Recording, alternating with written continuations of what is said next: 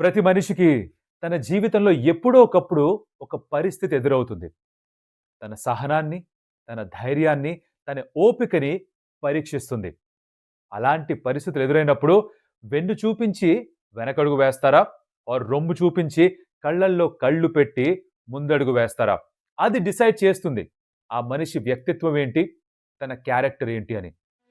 24 గంటలు కాలేదు. రిషబ్ పంత్ పాదం పైన బాల్ తగిలినప్పుడు, తను పాదం నేలపైన కూడా పెట్టలేనప్పుడు, తను నడుచుకుంటూ తిరిగి డ్రెస్సింగ్ రూమ్‌లోకి వెళ్ళనప్పుడు, ఒక గోల్ఫ్ కార్ట్ బగ్గీ వచ్చి తనని కూర్చోబెట్టుకొని బయటికి తీసుకెళ్ళింది. ఆ దృశ్యాలు చూసిన ప్రతి ఒక్కళ్ళకి తెలుసు. రిషబ్ పంత్ చాలా నొప్పిలో ఉన్నాడు, చాలా బాధలో ఉన్నాడని. ఈ రిషబ్ పంత్ మృత్యుంజయుడు. కొన్ని సంవత్సరాల క్రితం ఒక పెద్ద కార్ యాక్సిడెంట్‌లో దాదాపుగా తన ప్రాణాలే కోల్పోయాడు. అక్కడి నుంచి రికవర్ అవుతున్న ఆ పరిస్థితుల్లో తను లేచి నిలబడడానికి చాలా కష్టమయ్యేదిట. తన బ్రష్ చేసుకోవడానికే బోల్డంత పెద్ద అచీవ్‌మెంట్‌గా భావించేవాట. తనంతట తను స్నానం చేస్తే ఏదో గొప్ప పని చేశానని ఫీల్ అయ్యేవాట. తనకి నొప్పేమీ కొత్త కాదు. తనకి బాధ కొత్త కాదు. ఆ భయం కొత్త కాదు. ధైర్యం అంటే భయం లేకపోవడం కాదు. భయం వేస్తున్నా కూడా భయాన్ని కళ్ళల్లో కళ్ళు పెట్టి చూసి ముందడుగు వేసి భయాన్ని జయించడం. ఆ ధైర్యం రిషబ్ పంత్‌కుంది.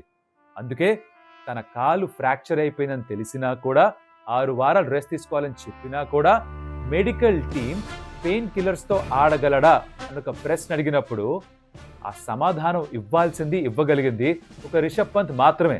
కుంటుకుంటూ ఫీల్డ్‌లోకి వస్తున్నప్పుడు ప్రతి ఒక్కళ్ళు నిలబడ్డారు. పరిస్థితులు విషమంగా ఉన్నప్పుడు కూడా, భయం వేస్తున్నప్పుడు కూడా ధైర్యం ఎలా చూపించాలి, మనిషి అన్నవాడు ఎలా తన ధైర్య సాహసాలకి ప్రతిరూపంగా ఉండాలి, ఈ నాక్ నుంచి నేర్చుకోవచ్చు. తను అవుట్ అయినప్పుడు సెలబ్రేట్ చేసుకున్న నిజమే, కానీ లుక్ ఎట్ ది కోఇన్సిడెన్స్. ఆ వికెట్ కూడా పల్టీలు కొట్టి కొట్టి నేల మీద పడిపోలేదు. అది కూడా వికెట్లో దిగి అలా నిలబడింది. బహుశా వికెట్ కూడా తెలిసేమో దట్ పంత్ చూపించిన పంతానికి సలాం కొట్టాలని.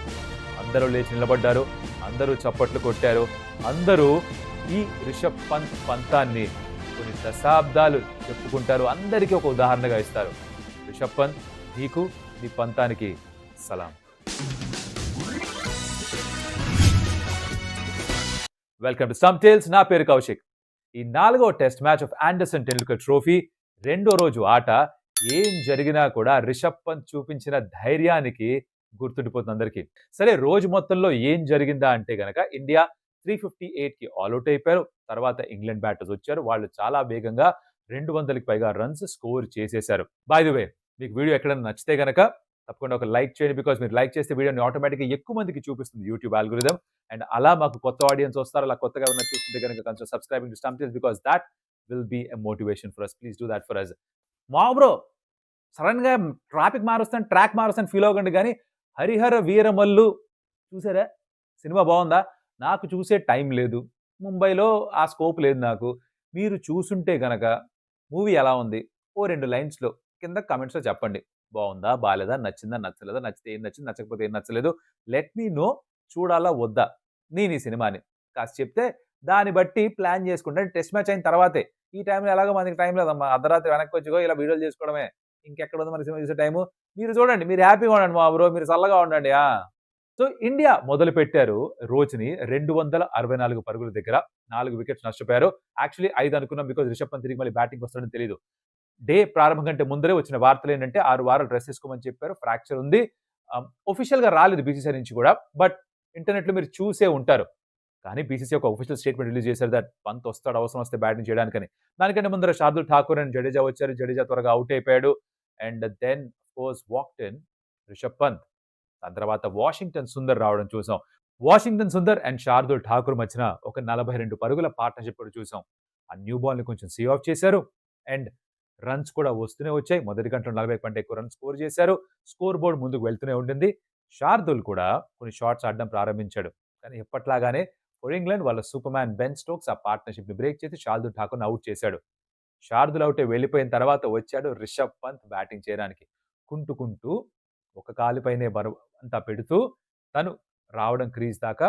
అండ్ పెద్దగా ఫుట్ వర్క్ ఏమీ లేకుండా కాస్త ఆడేశాడు. కొన్ని రన్స్ స్కోర్ చేశాడు. ఇవన్నీ జరిగాయి. ఈవెంచువల్‌గా ఇండియా 358కి ఆల్అౌట్ అయిపోయారు. వాషింగ్టన్ అవుట్ అయిపోయాడు. తర్వాత వచ్చిన అంషుల్ కాంబోజ్ కూడా ఈ రన్స్ ఏమి స్కోర్ చేయకుండా అవుట్ అయిపోయాడు. ఈ క్రమంలో బెన్ స్టోక్స్ తన 5 వికెట్ హాల్ తీసుకున్నాడు. Great bowling performance by Ben Stokes. Archer అగ్రెసివ్‌గా బౌలింగ్ చేశాడు టువర్డ్స్ రిషబ్ పంత్. అగైన్ రిషబ్ పంత్‌ని బౌల్డ్ చేశాడు. ఇన్‌ఫాక్ట్ ఎవరు కూడా టెస్ట్ క్రికెట్‌లో ఇప్పటిదాకా రిషబ్ పంత్‌ని 2 సార్లు క్లీన్ బౌల్డ్ చేసిన వాళ్ళు లేరుట. ఆర్చర్ అది చేశాడు. ముందు టెస్ట్ మ్యాచ్‌లో తన చేతికి గాయం ఉండింది. సో, ఆ బాటమ్ హ్యాండ్ ఎక్కువగా యూజ్ చేయలేని పరిస్థితి. లైన్ ఆఫ్ ది బాల్‌లోకి రాలేదు. అందుకని అక్కడ ఔట్ అయ్యాడు. ఇక్కడ పాదం కదలట్లేదు. తన ఫ్రంట్ ఫుట్ వెయిట్ అంతా దాని మీదే పెట్టాలి. అది కదలట్లేదు. సో, తను లైన్ ఆఫ్ ది బాల్‌కి రాలేకపోయాడు. తిరిగి మళ్ళీ అట్లనే బౌల్డ్ అయ్యాడు. That happens. But half century కూడా చేరుకున్నాడు రిషబ్ పంత్. ఈవెన్చువల్‌గా 358కి ఇండియా ఆల్ ఔట్ అయిపోయారు. తర్వాత మొదలైంది అసలైన ఒక శిక్ష, పరీక్ష అర్థం కాలేదు నాకు గానీ Indian bowlers well all over the place. జరిగిందేంటంటే ఇంగ్లాండ్‌లో ఎప్పుడు గూడా అంటుంటారు దట్ పిచ్‌ని తలదించి ఎలా అయితే చూస్తారో తల ఎత్తి ఆకాశం వైపు కూడా చూడాలి. ఎలా ఉన్నాయో వాతావరణ పరిస్థితులు గమనించుకోవాలి అని. ఒకవేళ మబ్బులొస్తే బాల్ అటు ఇటు మూవ్ అవుతుంది. స్వింగ్ అవుతుంది. మబ్బులు లేవు. ఎండ మండిపోతోందంటే బాల్ తిన్నగా వెళ్తుంది. సో, ఇంగ్లాండ్ బ్యాటర్స్ వచ్చేసరికి మబ్బులన్నీ విడిపోయాయి. ఎండ వచ్చేసింది. బాల్ మూవ్ అవ్వడం ఆగిపోయింది. అండ్ ఇండియన్ బౌలర్స్ ఆఫ్‌కోర్స్ ఆ ఎక్స్‌ట్రా స్వింగ్ కోసం చూసారు. ఆ మ్యాజికల్ డెలివరీస్ కోసం ప్రయత్నం చేశారు. కాళ్ళ పైన ఎక్కువ వేశారు. They got off to very good start. Anshul Kamboj తన బ్యాట్ తోటి ఒక్క రన్ కూడా స్కోర్ చేయలేదు. వేసిన మొదటి ఓవర్‌లో 3 బౌండరీస్ కూడా ఇచ్చేశాడు. He didn't have a great start. Bumrah ఒకవైపు 5 ఓవర్స్‌లో ఎక్కువ రన్స్ ఇవ్వకపోయినా కూడా బ్రేక్ త్రూస్ రావట్లేదు. ఇండియన్ ఓపెనర్స్ 94 పరుగులు స్కోర్ చేస్తే వీళ్ళు అంతకు మించి స్కోర్ చేశారు. ఇద్దరు కూడా ఒకళ్ళు 84 ఒకళ్ళు 94 స్కోర్ చేశారు. So almost 160 odd partnership Zak Crawley and Ben Duckett మధ్యన. Ben Duckett of course he was the aggressor. Zak Crawley కొంచెం ఇబ్బంది పడ్డాడు, కష్టపడ్డాడు. చేతిపైన బాల్ తగిలింది. ఈసారి ఎక్కువ సమయం గడపలేదు. ఇది last over of the day కాదు కదా! బట్ అయినా కూడా ఎప్పుడైతే హి గాట్ గోయింగ్ కాసిన బౌండరీస్ వచ్చాయో, శార్దూల్ ఠాకూర్ బౌలింగ్ చేయడానికి వచ్చినప్పుడు ఎప్పుడైతే ప్రతి ఓవర్ ఒక బౌండరీ రావడం జరిగిందో అక్కడ మొమెంటం షిఫ్ట్ అయిపోయింది. And England openers they went berserk. 160 odd partnership అది ఎలా బ్రేక్ అవుతుందా అని వెయిట్ చేస్తూ వచ్చారు. అండ్ ఫైనల్‌గా ఎ స్ట్రోక్ ఆఫ్ లక్. ఎలా అంటే జడేజా ఒక నో బాల్ వేయడం. నో బాల్ కాకపోయుంటే ఓవర్ అక్కడికే అయిపోయి ఉండేది. ఒక నో బాల్ వేయడం, ఎక్స్‌ట్రా బాల్ వేయాల్సిన పరిస్థితి. ఆ ఎక్స్‌ట్రా బాల్‌కి జాక్ క్రాలీ ఔట్ అయ్యాడు కాట్ ఇన్ ద స్లిప్స్. అలా ఇండియాకు ఒక ఫస్ట్ బ్రేక్ త్రూ. అప్పటిదాకా దిక్కులు చూస్తూ ఉండిపోయారు. ఏం జరిగిందని ఆలోచిస్తే గనక కాళ్ళ పైన ఎక్కువ వేశారు. బాల్ స్వింగ్ అవుతుందేమో అనుకున్నారు అవ్వలేదు. రౌండ్ ది స్టంప్ చేసినప్పుడు కూడా బాల్ తిన్నగా వస్తుంది. సో ఆఫ్ స్టంప్ బయట నుంచి కూడా ఆ ఫ్లిక్స్ ఆడగలిగాడు బెన్ డకెట్. సో ఇలా ఇండియన్ బౌలర్స్ ట్రై చేసినవేవి పనిచేయలేదు. బెటర్‌గా ఏమన్నా చేసుండొచ్చా అంటే నాకు వెంటనే గుర్తొచ్చేది ఒకటే. Australian face bowlers Pat Cummins, Josh Hazlewood, Mitchell Starc జనరల్‌గా ఏం చేస్తారంటే ఒకవేళ రన్స్ ఎక్కువగా వెళ్ళిపోతున్నాయి, బాల్ ఎక్కువ మూవ్ అవ్వట్లేదు, హెల్ప్ ఎక్కువ లేదు అన్న పరిస్థితిలో వాళ్ళు ఫీల్డ్ అంతా ఒక సైడ్ పెట్టుకొని ఫర్ ఎగ్జాంపుల్ ఆఫ్ సైడ్ పెట్టేసుకొని 6 ఫీల్డర్స్‌ని అక్కడే పెట్టి out side the off stump bowling చేస్తూ ఉంటారు. సెషన్ మొత్తం అంతా అక్కడే వేస్తారు.